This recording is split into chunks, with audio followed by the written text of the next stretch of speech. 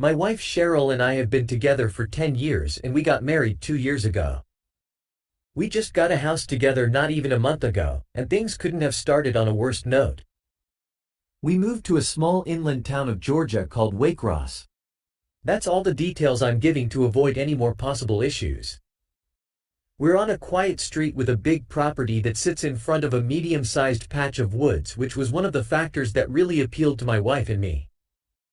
We plan to adopt a dog and raise kids here, so we wanted a big property for the dog and kids to play around on. We both work similar shifts. I get home around 5 and she gets home around 6 most of the time. The first 2 nights in the house went completely normal. It was the weekend, so we spent our entire days unpacking. It wasn't until Monday night, when we were both in bed only having turned the lights out maybe 20 minutes ago, that outside from the backyard there was a sound of some blasting music. Our nearest neighbors on either side were spaced out enough where we couldn't mistake music from their yards being in our yard. It was definitely in our backyard and it wasn't party music or anything like that. It sounded like very old, staticky vintage music. The windows were shut, so after my wife and I exchanged horrified glances at each other and wondered where the music could be coming from, I opened my window on my side of the bed and the music became much clearer. There was some song that sounded like it was from the 1940s or something. I later found out after looking up the lyrics that the song name was "Who's Afraid of the Big Bad Wolf" by Henry Hall. It has a slight eerie vibe to it for some reason, even though it was meant to be a happy song. But at the time of listening to it coming from our backyard, it was nothing but downright horrifying. We were still learning the house, but we figured there must be a backyard light switch downstairs. I ran downstairs to the back door and flicked the light switches next to the door, and one of them turned on the backyard lights. I didn't see anyone in the backyard. I opened the door and the music was louder obviously, but as I walked out into the grass, I realized it wasn't coming from the backyard, rather it was coming from the woods. The song played to completion as I was outside in the yard just standing there looking around. When the song ended, there was silence again. It seemed like someone must have been playing some stupid housewarming prank, but it wasn't appreciated. I went back to my wife and told her it was probably just some kids trying to scare the new ones in town. For whatever reason, hearing myself even say that, I realized how stupid and weird it sounded. Why would anyone do that? The next night it happened again. A few minutes after we turned out the lights in the bedroom, music from outside started blasting, this time much louder, and the song playing was that song everyone's heard, "Tiptoe Through the Tulips." Cheryl and I once again looked at each other, this time in genuine disgust and worry because we had hoped it was just going to be a one-time thing. But it was happening again. I looked out the window and this time I could see something on the grass. It wasn't a person, but there was definitely something out there. I told my wife I was going to check it out. She said we should just call the cops, and I said yeah, we will in a second. I went out there with this mindset that I need to establish on the man of the house, not just to my wife, but to whoever was thinking they could mess with us just for being the new people on the block. When I was in the backyard, I saw the object in the grass and it was much smaller than I had thought, but the blaring, creepy song was coming from it. I realized that it was an old radio. I turned it off and looked up at the window at my wife, who was watching, and I held it up, yelling that someone left it there to scare us with the music. What she did next was not something I expected. In response to that, she started screaming my name to run inside. She kept screaming, "Run." I yelled, "Why?" And she screamed back, "There's people standing behind you." This statement made my heart skip a beat, and I turned around to face the woods. I saw 3 figures standing like 6 feet apart from each other, clearly facing my direction. They weren't running at me, they were just standing there. I yelled, "Oh, shit," and I ran back inside the house, slamming the door behind me. My wife was upstairs hysterical, crying already. I told her I'd call the cops, and I did. They arrived, thankfully not that long after. All the while, we were scared to hear knocks at one of the doors or windows. My wife and I desperately explained the situation to both of the police that arrived, and I showed them the radio on the ground. I asked them if they could take it back with them as evidence for fingerprints and told them I only touched the top part with the handle. They did take the radio. They also checked the front of the woods with their flashlights for a few minutes, probably just as a deterrent to the people in the woods to stop their behavior if they were still there when the police left. Honestly, we went right back to feeling vulnerable and scared. But thank Christ the people never returned. This was only a few weeks ago, though God forbid they came back. I tried to get it on video. After going from living with my parents for 28 years to buying my first house, I'll admit it was a bit of a shock to adjust to. This was July of 2022, so very recently that I moved in. My house is a 30 minutes drive from my parents' house, so we're not that far away. In my parents' house, I would always constantly be awoken at night by my dad going up and down the stairs in the middle of the night. He's basically a chronic insomniac and constantly has to get water or go to the bathroom throughout the night. So having my own place would finally mean peace and quiet. But that doesn't mean my dad didn't pass down his inferior sleeping abilities to me because I'm a very light sleeper too. The layout of my new house is as follows: a small unfinished basement with laundry and boiler room. First floor with living room, kitchen, bathroom and dining room. And the upstairs with 3 bedrooms and a bathroom. One bedroom I use as an office. Another one I use as a little workout room. For the first couple of days, my dad was over to help me bring in furniture and set the place up. The bulk of it was done after that, and then it was just minor decorating and smaller things here and there.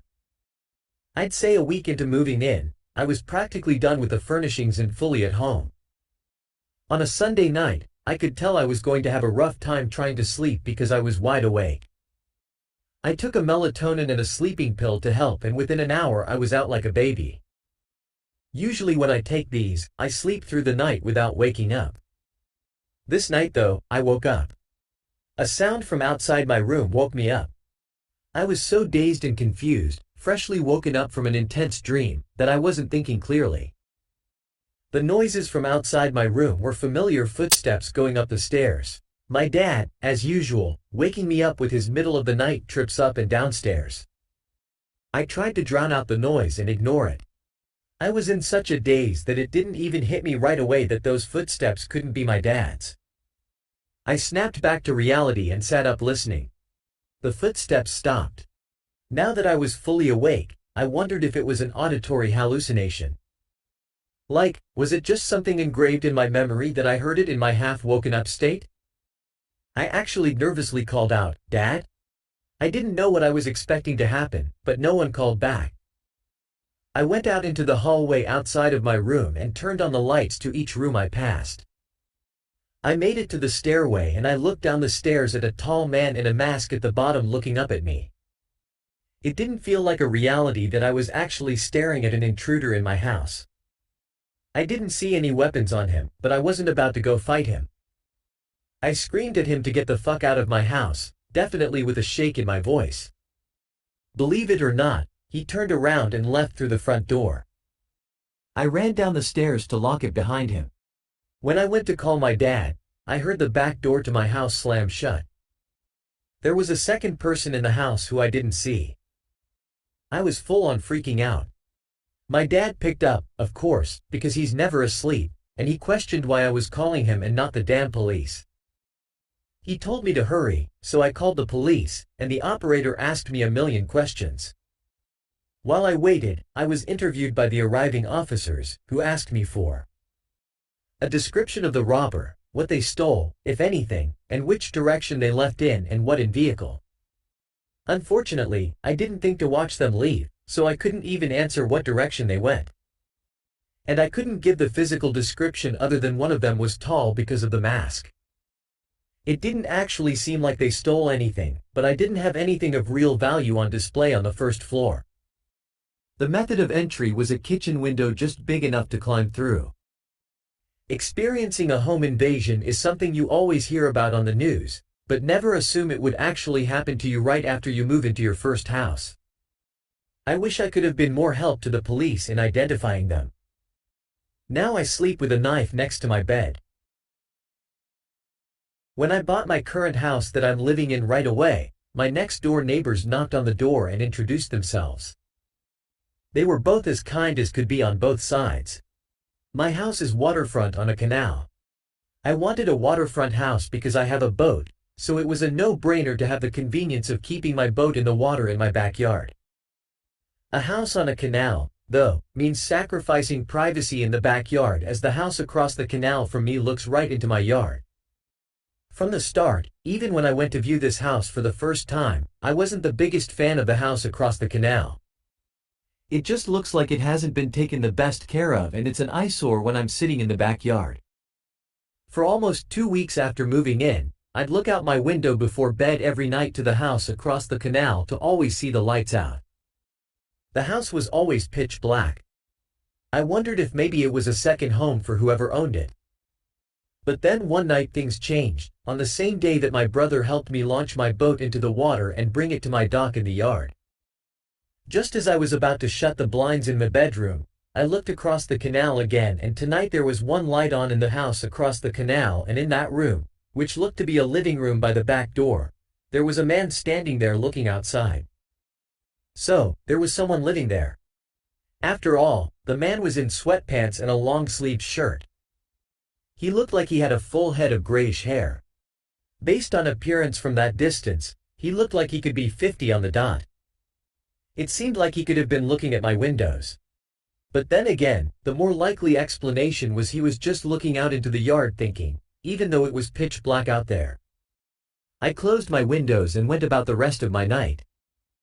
The next day after work, I got home and set my stuff on the kitchen table, then went outside to the backyard to plant some grass seed in the yard. I couldn't help but look and notice the man standing at his back door again. This time I knew he was watching me. It was obvious we made extended eye contact. Then I looked away. I didn't want to wave, that would be weird. I tried to just pretend I did notice him still there looking at me.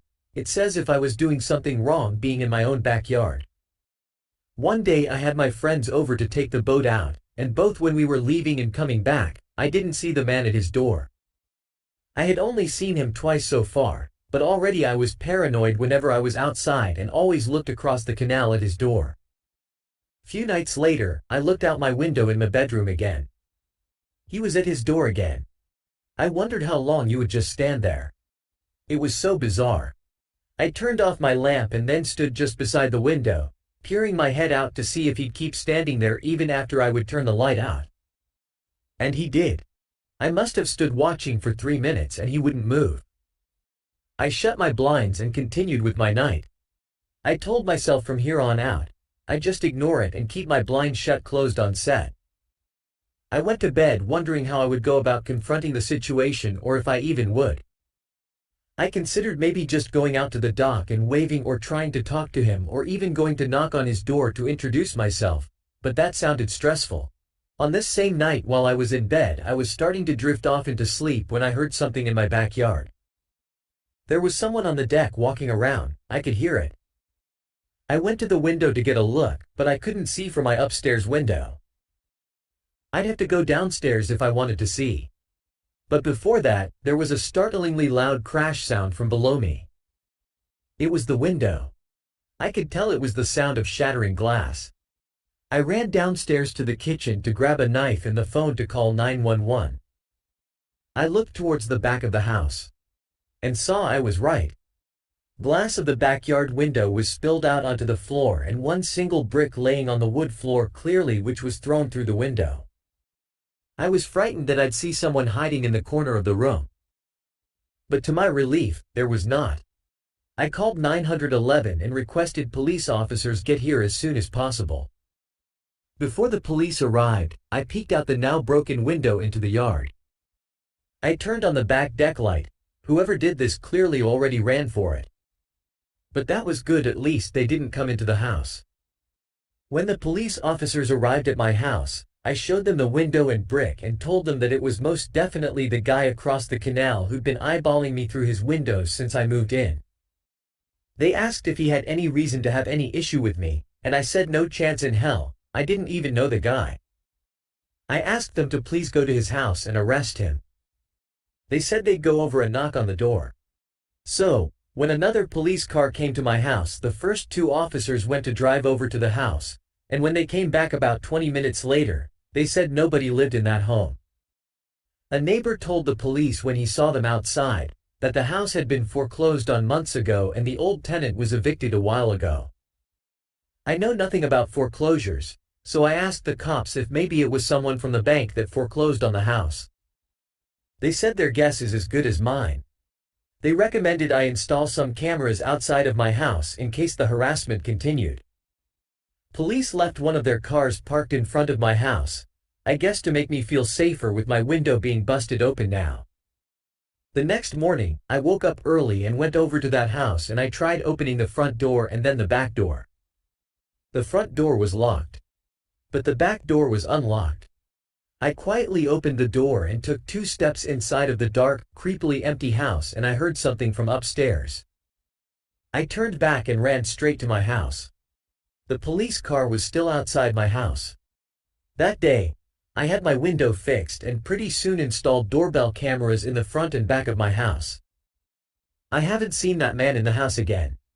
I still don't know if he's still in there, who he is, if he's the one who threw the brick through my window, or why.